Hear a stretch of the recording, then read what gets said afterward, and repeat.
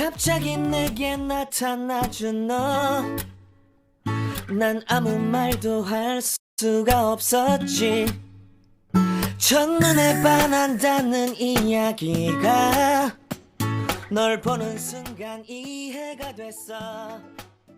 Assalamualaikum warahmatullahi wabarakatuh.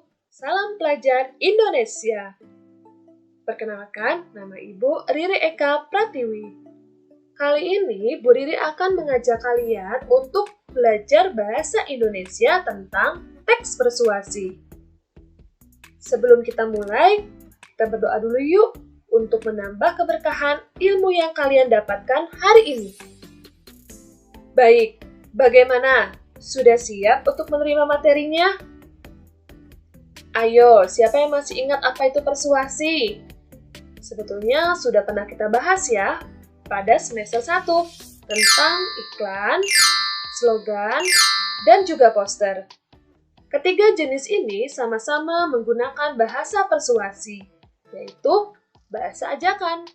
Pada pertemuan kali ini, kita akan membahas tentang pertama, pengertian teks persuasi, kedua, ciri umum teks persuasi, ketiga, cara menyimpulkan teks persuasi, keempat, struktur dan kebahasaan teks persuasi.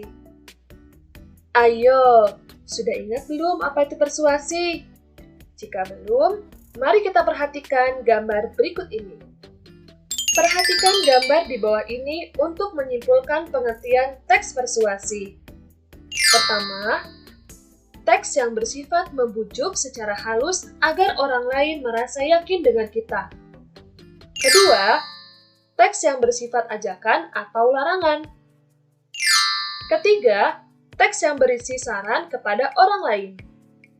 Dari ketiga pernyataan ini, maka dapat kita simpulkan bahwa teks persuasi merupakan sebuah teks yang bersifat ajakan, larangan, atau saran yang membuat pembacanya memiliki pemikiran sama mengenai suatu hal. Bagaimana? Sudah paham belum apa itu persuasi? Perhatikan kutipan teks berikut ini. Di manakah letak kalimat persuasi pada teks tersebut? Ya, letak kalimat persuasi berada di paragraf kedua kalimat terakhir. Untuk itu, marilah kita senantiasa menjaga kebersihan lingkungan dengan membuang sampah pada tempat yang telah disediakan. Kenapa ini disebut kalimat persuasi? Ternyata, di sini ada ciri dari kata ajakan, yaitu marilah. Bagaimana? Sudah semakin paham tentang persuasi? Baik, selanjutnya kita akan pahami ciri umum dari teks persuasi. Pertama, teks persuasi bertujuan untuk mengajak orang melakukan sesuatu. Kedua, memiliki data berupa fakta, contoh, dan bukti yang digunakan untuk memperkuat alasan penulis. Ketiga, mengandung kata-kata ajakan seperti ayo, marilah, dan laksanakanlah. Selanjutnya, perhatikan kutipan teks persuasi yang berjudul Ayo Hidup Sehat.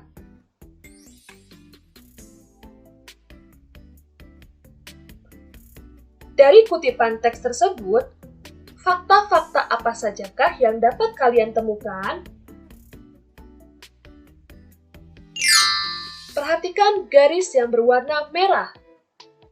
Garis tersebut merupakan fakta-fakta yang terdapat dalam kutipan teks Ayo Hidup Sehat. Jika kita simpulkan dalam satu paragraf dari teks Ayo Hidup Sehat sebagai berikut. Kondisi fisik bergantung pada aktivitas manusia. Tubuh akan mudah terjangkit penyakit jika kita tidak menjaganya. Banyaknya penyakit baru yang bermunculan disebabkan oleh penurunan sistem imun dalam tubuh. Selain itu, makanan yang dikonsumsi juga tidak mengandung vitamin dan mineral yang cukup.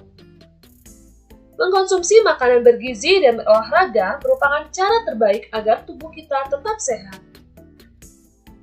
Baik, tadi kita sama-sama sudah membahas mengenai pengertian teks persuasi, ciri umum teks persuasi, dan cara menyimpulkan teks persuasi. Sekarang, saatnya kita membahas mengenai struktur dan kebahasaan teks persuasi. Struktur teks persuasi terdapat 4 bagian. Yang pertama, pembukaan. Memuat pandangan awal penulis yang menempatkan topik pada suatu rangkaian kalimat yang relevan. Kedua, tesis. Gagasan penulis dari topik yang diangkat. Ketiga, argumen. Memuat alasan berupa bukti yang dapat mendukung tesis. Keempat, rekomendasi. Bagian penutup dari teks persuasi. Berikut ini contoh dari tesis. Kutipan dari teks persuasi yang berjudul Kedisiplinan di Sekolah pada paragraf pertama dinamakan dengan tesis. Karena pada paragraf ini, gagasan penulis berhubungan dengan topik yang sedang diangkat, yaitu mengenai kedisiplinan di sekolah. Contoh yang kedua yaitu argumen. Paragraf kedua dan ketiga ini dinamakan dengan paragraf argumen. Salah satu contoh argumen yang disampaikan oleh penulis adalah kedisiplinan tidak bisa lepas dari persoalan perilaku negatif siswa. Pelanggaran terhadap berbagai aturan dan tata tertib sekolah masih sering ditemukan mulai dari pembolos, berkelahi, menyontek, mencuri, dan bentuk-bentuk penyimpangan perilaku lainnya. Contoh struktur yang terakhir adalah rekomendasi. Paragraf rekomendasi merupakan paragraf penutup dari sebuah teks persuasi.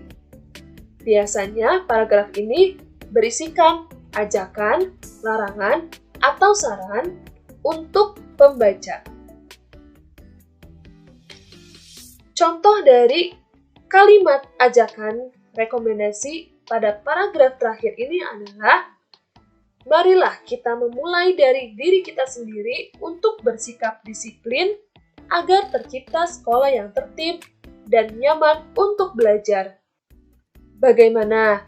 Sudah semakin paham kan mengenai struktur persuasi?